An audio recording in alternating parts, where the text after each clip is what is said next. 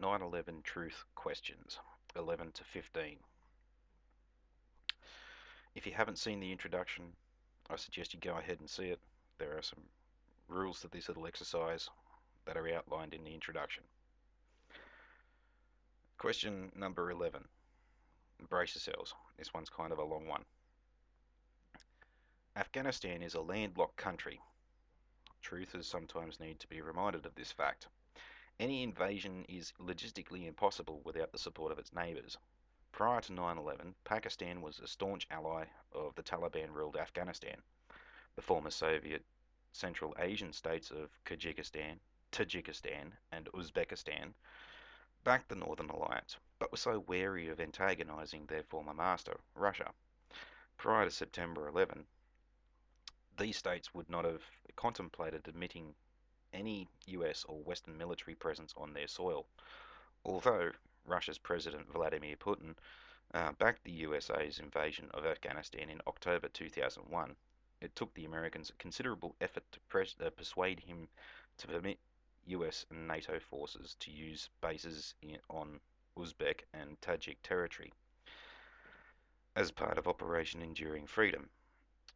It also took time to persuade considerable pressure to persuade General uh, Pervez Musharraf to abandon the Taliban, despite resistance from the Pakistani military and the ISI. Given the geopolitical realities of Central Asia in mid-2001, there was no guarantees of any host nation for any attack on Afghanistan, assuming again 9/11 was in fact an inside job. Um, how could the US government realistically presume that the Russians and the Pakistanis would actually permit the USA to effect a regime change against the Taliban? Question 12. Told you that one was a long one. Assuming that claims of Mossad complicity in 9/11, dancing Israelis, etc., are correct, can truthers suggest a feasible motive for the Israeli government committing an act of mass murder on US soil? Since 1967, the mainstay of Israelis' security and survival has been its alignment with the US and military assistance it has received as a result. This relationship is based on a bipartisan political consensus, meaning both Democratic and Republican parties are predominantly pro-Israel, and considerable public support in the USA.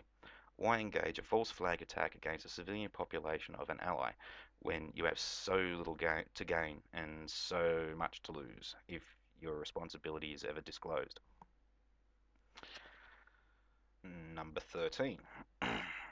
Following on from this, assuming that the five dancing Israeli story isn't a complete fabrication, do you honestly believe that the Mossad, arguably one of the most best trained spy agencies in the world, trains its undercover agents to compromise themselves by acting so ostentatiously in public?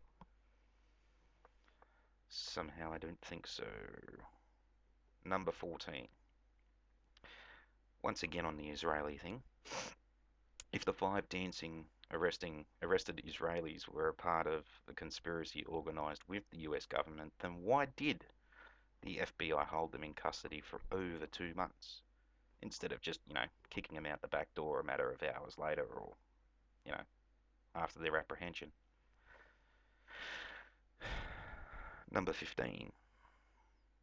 If the World Trade Center towers in New York were destroyed by controlled demolitions rigged by US government agencies, then why use such an insanely convoluted and unwieldy cover story? Why conduct a scenario involving the hijacking of planes which are then crashed into tower blocks, involving complicated planning, involving remote control flights timed with explosives uh, detonated in the towers, which allow for opportunities for glitches and technical errors? Why not use simpler means like a truck bomb? Not like they haven't done it before, you know.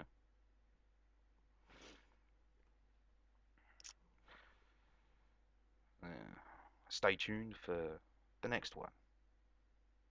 Boobies.